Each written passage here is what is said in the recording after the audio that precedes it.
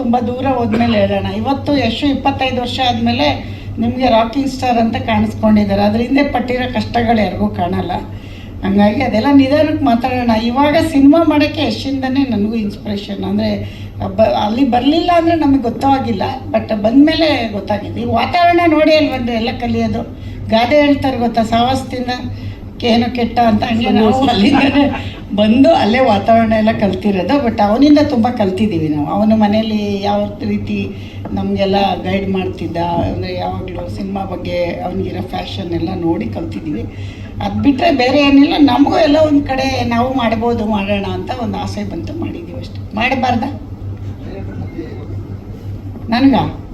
ನಾನು ತುಂಬ ಸಿಂಪಲ್ಲು. ನಾನು ಒಂದು ಅಂಗಡಿಗೆ ಹೋಗಿ ನೀವು 100 ಸೀರೆ ಇಟ್ಟು ಟಕ್ಕಂತ ಒಂದು ಸೀರೆ ಎತ್ಕೊಂಡ್ಬಿಡ್ತೀನಿ, ತುಂಬ ತುಳ್ಕಲ್ಲ. ಹಂಗೆ ಸಿಂಪಲ್ಲಾಗಿ ಅವ್ರು ಹೇಳಿದ ತಕ್ಷಣ ಜಡ್ಜ್ಮೆಂಟ್ ಇದೆ. ಯಾವುದೇ ಕೆಲಸಕ್ಕೆ ಜಡ್ಜ್ಮೆಂಟ್ ತುಂಬ ಮುಖ್ಯ ಅಲ್ವಾ? ಆ ರೀತಿಲಿ ಇದೊಂದು ಚಿಕ್ಕದಾಗಿ ಒಂದು ಹಳ್ಳಿ ಪ್ರಾಜೆಕ್ಟ್ ಕತೆ ನನಗೆ ಜನಕ್ಕೆ ಇಷ್ಟ ಆಗ್ಬೋದು ಅಂತ ಕತೆ ತುಂಬ ತಗೊಂಡು ಬಂದರು. ಬಟ್ ಅದಕ್ಕೆಲ್ಲ ಸರಿಯಾದ ಬಜೆಟ್ಗಳು ಬೇಕು. ಇದು ಒಂದು ಚಿಕ್ಕ ಬಜೆಟಲ್ಲಿ, ಚಿಕ್ಕದು ಅಂದರೆ ನಮ್ಮ ಶಕ್ತಿಗೆ ಅನುಸಾರವಾಗಿ ಮಾಡ್ಬೋದು ಅಂತ ಅನಿಸಿದ್ದು. ಅದಕ್ಕೆ ಇದನ್ನು ಆಯ್ಕೆ ಮಾಡಿದ್ದೀವಿ. ಸಿನಿಮಾ ನೋಡ್ಬಿಟ್ಟು ಹೇಳಿ, ಯಾಕೆ ಅಮ್ಮಂಗೆ ಜಡ್ಜ್ಮೆಂಟ್ ಇದೆಯಾ ಇಲ್ವಾ ಅಂತ ಆಮೇಲೆ ಹೇಳ್ಬೇಕು. ನೀವು ಹೇಳಬೇಕು, ನಾವು ಹೇಳೋದಲ್ಲ. ನನಗೆ ಇವಾಗ ಏನು ರಿಸಲ್ಟ್ ಹೇಳೋಕ್ಕಾಗಲ್ಲ. ಬಟ್ ನಾನು ಒಪ್ಕೊಂಡ್ರಾಗಲ್ಲ. ಬೇರೆ ಎಲ್ಲ ಇದಾರಲ್ಲ ನಮ್ಮ ಅಣ್ಣವ್ರು ಹೇಳ್ದಂಗೆ ಅಭಿಮಾನಿ ದೇವ್ರುಗಳು, ಅವರು ಒಪ್ಕೊಂಡ್ರೆ ಅವ್ರು ನಾವು ಯಾರು ಜಡ್ಜ್ ಮಾಡೋಕ್ಕೆ. ಸುಮ್ಮನೆ ಕೆಲಸ ಮಾಡಿದ್ದೀವಿ ಅಷ್ಟೇ, ಅದನ್ನು ಅವ್ರು ಕೊಡ್ಬೇಕು ರಿಸಲ್ಟ್. ಏನಂತೀರ? ಹಾಂ ಹೇಳಿ. ಮತ್ತೆ ನೀವು ಆನ್ಸರ್ ಹೇಳ್ಬೇಕು. ನಮಗೆ ಕೇಳ್ಬಿಟ್ಟು ಸುಮ್ಮನೆ ಕೂತ್ಕೊಬಿಟ್ರೆ ಎಸ್ ಆರ್ನೋ ನೀವು ಹೇಳಬೇಕು ಅಲ್ವಾ? ಅವ್ರು ಒಪ್ಕೋಬೇಕು. ಈಗ ನಾವು ಮಾಡಿದ್ದೀವಿ ಅಷ್ಟೇ. ಈಗ ಸೂಪರಾಗಿ ಅಡುಗೆ ಮಾಡಿದ್ದೀವಿ ಅನ್ಕೋತೀವಿ, ತಿನ್ ಟೇಸ್ಟ್ ನೋಡೋರು ಅವರು ಅಲ್ವಾ? ಹಂಗೆ ಜನ ಹೇಳ್ತಾರೆ ಅಂತ ನಂಬಿಕೆ ಇದೆ. ನೋಡೋಣ. ನನಗೊಂದು ಓಪ್ಸಿದೆ. ನಮ್ಮ ಕನ್ನಡದ ಅಭಿಮಾನಿಗಳು ಈಗ ಯಶು ಒಂದಿನ ಬಂದಾಗ ಅವ್ನು ಕಿರಾತಕದಿಂದ ತುಂಬ ಇಷ್ಟ. ಇವತ್ತು ಹಾಸನಲ್ಲಿ ಮಾತಾಡ್ತಾರೆ ಕಿರಾತಕ ಸಿನಿಮಾ ನೋಡಿ, ಅಕ್ಕ ನಮ್ಮ ರಿಲೇಷನ್ ಎಲ್ಲ ಅದೇ ಥರದಲ್ಲಿ ವಿಲೇಜ್ ಸಬ್ಜೆಕ್ಟು ಚೆನ್ನಾಗಿ ಇದೆ ಅಂತ ಆಯ್ಕೆ ಮಾಡಿದ್ದೀವಿ. ನೋಡೋಣ ಹಿಂಗೆ ತಗೋತಾರೆ ಅಂತ ಆಮೇಲೆ ಮಾತಾಡೋಣ, ಜನ ತಗೊಂಡ್ಮೇಲೆ. ಬರ್ತಾರೆ, ನಾವು ಒಂದಿನ ಹೋಗಿದ್ದೀವಿ, ಹಂಗೆ ಬರ್ತಾರೆ, ಅದೇನು ಬೇಜಾರಿಲ್ಲ. ಬಟ್ ಏನಂದರೆ ಬರೋದು ಈಗ ಕೆಲಸ ಕೇಳೋದು ನಾವು ಕೇಳಬೇಕು, ನೀವು ಕೇಳಬೇಕು, ಅದು ತಪ್ಪಲ್ಲ.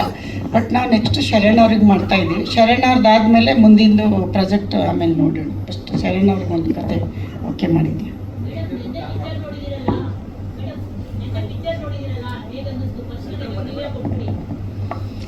ನಾನು ಅಷ್ಟೊಂದು ಜಡ್ಜ್ಮೆಂಟ್ ಕೊಡೋಷ್ಟು ದೊಡ್ಡವಳಿಲ್ಲ. ಬಟ್ ನಮ್ಮ ಕೂಸು ನಮಗೆ ಚೆನ್ನಾಗಿರುತ್ತೆ, ಅದು ನಾನು ಹೇಳ್ಬಾರ್ದು, ನೀವೆಲ್ಲ ಹೇಳಬೇಕು ಅಂತಲೇ ನಾನು ಇವತ್ತವರೆಗೂ ನನಗೆ ಒಂದು ಏನೋ ಒಂದು ತಕ್ಕಮಟ್ಟಿಗೆ ಒಂದು ಆಯ್ಕೆ ಮಾಡಿದ್ದೀವಿ ಅಂತ ಒಂದು ಇದೆ.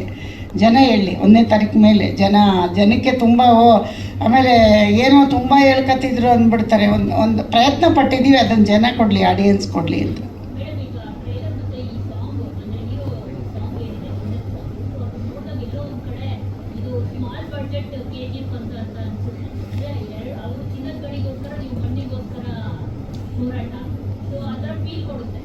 ಹೌದಾ? ಅಲ್ಲ, ನೀವು ಹಂಗೆ ಅನ್ಕೊಂಡ್ರೆ ಒಳ್ಳೇದೇನೆ. ಬಟ್ ಅವರಷ್ಟು ಚಿನ್ನ ತೆಗಿಯೋಕ್ಕಾಗದಿದ್ರು ಮಣ್ಣಾರು ತೆಗ್ದಿದ್ದೀವಲ್ಲ ಅಷ್ಟೇ. ಚಿನ್ನಕ್ಕೆ ಬೆಲೆ ಜಾಸ್ತಿ, ಮಣ್ಣು ಈಸಿಯಾಗಿ ಗೆಲ್ಬೇಕಾದ್ರೆ ನಮ್ಮನೆ ತೋಟದಲ್ಲೂ ಸಿಗುತ್ತಲ್ಲ. ಹಾಗಾಗಿ ನಮ್ಮ ಪ್ರಯತ್ನ ನಾವು ನಮ್ಮ ತಕ್ಕ ಮಟ್ಟಿಗೆ ಮಾಡಿದ್ದೀವಿ ಅನ್ಕೋಬೋದೇನು.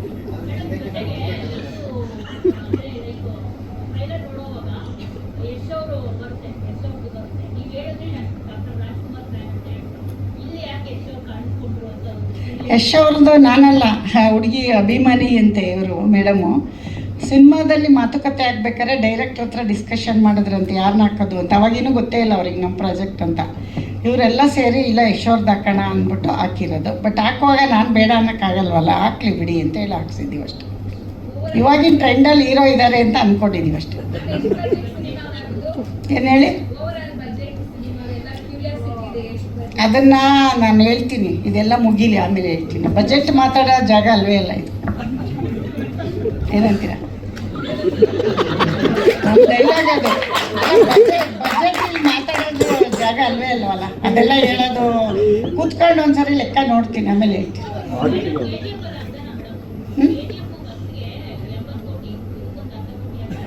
ಅಷ್ಟೊಂದು ದೊಡ್ಡವರಿಲ್ಲಮ್ಮ ನಾವು. KGF ನಮ್ಮ ವಿಜಯ್ ಸರ್ ತುಂಬ ಚೆನ್ನಾಗಿ ಮಾಡಿದ್ದಾರೆ, ಅವ್ರಿಗೆ ಈ ಮುಖಾಂತರ ನೆನೆಸ್ಕೋತೀವಿ. ಅವರಂಥ ಪ್ರೊಡ್ಯೂಸರ್ಸು ಈಗ ಬಂದಿದ್ದಾರಲ್ಲ KVN ಅವರೆಲ್ಲ ಬರಲಿ. ನಾವು ಅದನ್ನು ನೀವು ಸಿನಿಮಾ ನೋಡಿ ಅಷ್ಟು ಅಂದ್ಕೊಂಡಿದ್ದೀರಾ ಅಂದರೆ ಅದು ನಿಮ್ಮ ದೊಡ್ಡತನ. ಅಮ್ಮವ್ರು ಇಷ್ಟು ಇಟ್ಟು ಹಾಕಿದ್ದಾರೆ ಅಂತ. ಬಟ್ ಅಷ್ಟೊಂದೆಲ್ಲ ಇಲ್ಲ. ನಾವೇನಂದರೆ ಕಾಟನ್ ಸೀರೆ ಉಟ್ಕೊಂಡ್ರೆ ನಿಮಗೆ ರೇಷ್ಮೆ ಸೀರೆ ಥರ ಕಾಣಿಸ್ತಾ ಇರ್ಬೋದು. ಕಾಟನ್ ಸೀರೆ ಉಟ್ಟಿದ್ದೀವಿ, ರೇಷ್ಮೆ ಸೀರೆ ಎಲ್ಲ ಉಡೋಷ್ಟು ದೊಡ್ಡವರಿಲ್ಲ. ಆಮೇಲೆ ನೋಡೋಣ ಮುಂದಕ್ಕೆ. 150, 150.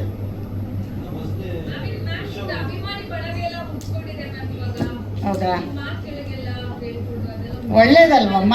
ಎಲ್ಲರೂ ಬೇಕು ಅಂತ ಏನೇನೋ ಮಾಡ್ತಾರೆ. ನಮಗೆ ಪಾಪ ಬರೀ ಮಾತಾಡಿದ್ಕೆ ಉಟ್ಕೊಂಡವ್ರೆ ಅಂತ ಏನೇನೋ ಮಾಡ್ತಾರೆ ದಿನ ಬೆಳಗಾದ್ರೆ ಪಾಪ ಜನ. ನಾವು ಸುಮ್ಮನೆ ಒಂದು ಪ್ರೆಸ್ ಮೀಟಲ್ಲಿ ನೀವು ಅಷ್ಟೊಂದು ನಮ್ಮನ್ನು ತಗೊಂಡೋಗಿದ್ದೀರಾ ಅಂದರೆ ಖುಷಿ ಪಡೋ ವಿಷಯ ಅಲ್ವ ನಮ್ಮ? ಹಾಂ, ಯಶೋಧ ಪೂಜಾರಿ ಅಲ್ವಾ? ನನಗೆ ಗೊತ್ತು, ಬಾ ನೀನು ಬಾ ಎಲ್ಲೋ.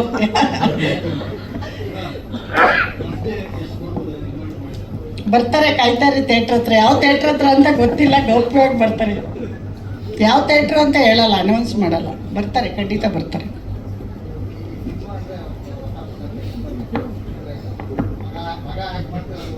ಹೊಸ ಪ್ರಪಂಚ ಅಲ್ಲ ರೀ. ಮುಂದೆ ಒಂದು ತಿಳ್ಕೊಳ್ಳಿ, ಒಂದು ಮುಂದೆ ಒಬ್ರು ಯಾರೋ ಹೋಗ್ತಾ ಇದ್ದಾರೆ ಅಂದರೆ ಹಿಂದೆ ನಾವು ಸಾಕಷ್ಟು ಕಷ್ಟಪಟ್ಟಿರ್ತೀವಿ. ಸ್ಕ್ರೀನ್ ಮುಂದೆ ಬಂದರೆ ಮಾತ್ರ ಅಲ್ಲ, ಇದ್ರ ಹಿಂದೆ ಎಷ್ಟು ಟೆಕ್ನಿಷಿಯನ್ ಕೆಲಸ ಮಾಡಿದ್ದಾರೆ ಕಾಣೋದು ನಮ್ಗೆ ಯಾರು ಹೇಳಿ? ಆ್ಯಕ್ಟ್ರ್ ಮಾತ್ರ. ಅದ್ರ ಹಿಂದೆ ಟೀ ಕೊಡೋ ಹುಡುಗನಿಂದ ಕಷ್ಟಪಟ್ಟಿರ್ತಾನೆ. ಹಂಗೆ ಮನೇಲಿ ನಾವು ತುಂಬ ಕಷ್ಟಪಟ್ಟಿದ್ದೀವಿ. ಆ ಕಷ್ಟ ಇಲ್ಲಿ ಹೇಳೋಕ್ಕಾಗಲ್ಲ. ಅದನ್ನು ಒಂದ್ಸರಿ ಹಿಸ್ಟ್ರಿ ಮಾಡೋಣ. ನಾವೇನು ಕಷ್ಟಪಟ್ವಿ, ನಾವು ಹೆಂಗೆ ಬಂದ್ವಿ, ನಾವು ಯಾವ ಥರ ಈ ಸಿನಿಮಾ ರಂಗಕ್ಕೆ ಕಷ್ಟಪಟ್ಟು ಯಶಾಗಿದ್ದಾನೆ ಅಂತ ಅದು ಆಮೇಲೆ ಹೇಳೋಣ. ಬಟ್ ಹೊಸ್ತಂತೂ ಅಲ್ಲ, ನಮಗೆ ಬಂದು 25 ವರ್ಷ ಆಯಿತು. ಎಷ್ಟು ಬಂದಾಗಲೇ ಹಿಂದೆನೇ ಬಂದುಬಿಟ್ವಿ. ನಾವು 2,000 ರೂಪಾಯಿ ಮನೆ ಬಾಡಿಗೆ ಮಾಡ್ಕೊಂಡು ಅವ್ನು ಹಿಂದೆನೇ ಇದ್ವಿ. ಮೈಸೂರಲ್ಲಿ ದೊಡ್ಡ ಮನೇಲಿದ್ವಿ, ಆಮೇಲೆ ಚಿಕ್ಕದು ಒಂದು ಸಿಂಗಲ್ ರೂಮಲ್ಲಿ ಇದ್ವಿ. ಯಾಕೆ ಹೇಳಿ? ಈ ಮಟ್ಟಕ್ಕೆ ಬರೋಕ್ಕೆ ಎಷ್ಟು ಅದರಿಂದ ನಮ್ಮ ಶ್ರಮ ಇದೆ.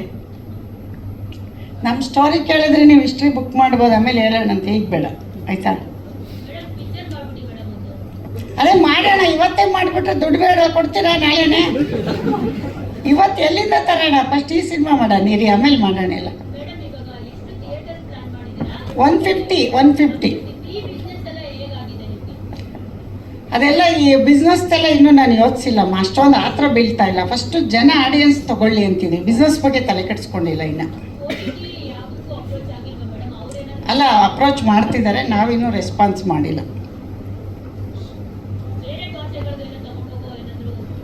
ಬೇರೆ ಭಾಷೆಗೆ ಇಲ್ಲಿ ನಮ್ಮವ್ರು ಒಪ್ಕೊಂಡ ಮೇಲೆ ಪ್ಲ್ಯಾನ್ ಇದೆ. ಫಸ್ಟ್ ಇಲ್ಲಿ ನಮ್ಮವ್ರು ಹೇಗೆ ತೊಗೊಳ್ತಾರೆ ನೋಡ್ಬಿಟ್ಟು ಆಮೇಲೆ ಎಲ್ಲದಕ್ಕೂ ಆಗಸ್ಟ್ 1 ವಾರ ಆಗಲಿ, ಆಮೇಲೆ ನಾನು ಇನ್ನೊಂದು ಪ್ರೆಸ್ ಮೀಟಲ್ಲಿ ಹೇಳ್ತೀನಿ.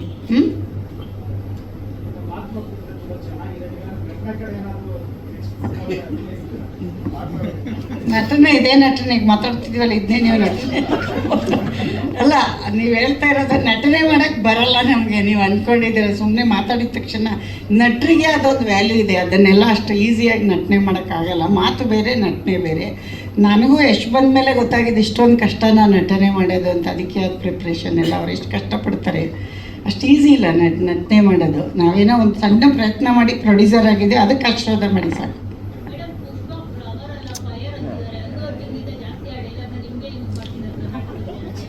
ನೀವು ಆಡಿಯನ್ಸ್ ಹೇಳೋರನ್ನ ಕೇಳಿ, ನನಗೇನು ಗೊತ್ತು? ನಂಗೆ ಯಾರು ಹೇಳ್ತಾವ್ರೆ ಅಂತಲೂ ಗೊತ್ತಿಲ್ಲ. ಹೌದಾ? ಇರು ನಿಂಗೆ ಮಾಡ್ತೀನಿ. ಅವಳು ಯಶೋಧ ಪೂಜಾರಿ ಅಲ್ಲಮ್ಮ. ಅವನೆಲ್ಲಿ ನಾನೆಲ್ಲಿ? ಅವನು ಎಷ್ಟು ಹೆಸರು ಮಾಡಿದ್ದಾನೆ. ಅದೇನಾಗಿದೆ ಗೊತ್ತಾ? ಹೂವಿಂದ ನಾರು ಹೋಗುತ್ತಲ್ಲ, ಹಂಗೆಲ್ಲ ಅವನ ಜೊತೆ ನನ್ನ ಕರ್ಕೊಂಡು ಹೋಗ್ತಾವ್ರಷ್ಟೇ. ಅದು ಮೊದಲಿಂದ ಕರೀತಾರೆ ಬಿಡಿ. ಮನೇಲೆಲ್ಲ ಮಕ್ಕಳೆಲ್ಲ ಕರೀತಾರೆ. ನನ್ನ ಮನೆ ಕೆಲಸದ ಹುಡುಗರೆಲ್ಲ ಬಾಸ್ ಅಂತಿದ್ರು ನನಗೆ.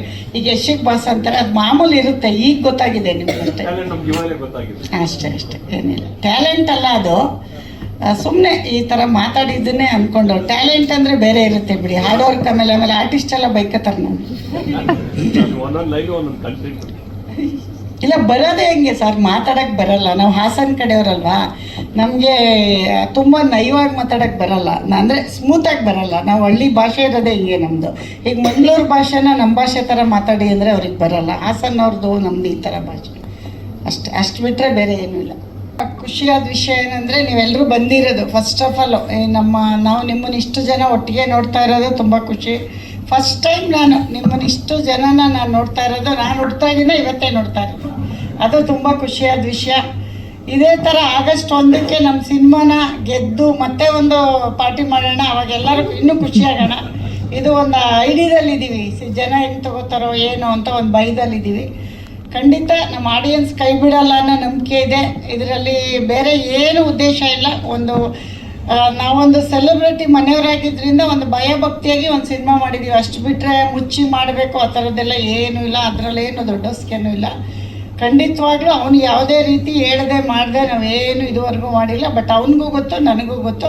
ಬಟ್ ಜನ ಒಪ್ಕೊಂಡ್ರೆ ಅವನು ಖುಷಿ, ನಮಗೂ ಖುಷಿ. ಇಷ್ಟು ಬಿಟ್ಟರೆ ಬೇರೆ ಇದರಲ್ಲಿ ಯಾವುದೇ ರೀತಿ ಬೇರೆ ದೊಡ್ಡಸ್ಕೆ ಏನೋ ಅಮ್ಮ ದುಡ್ಡು ಅವೆಲ್ಲ ಏನು ಅನ್ಕೋಬೇಡಿ.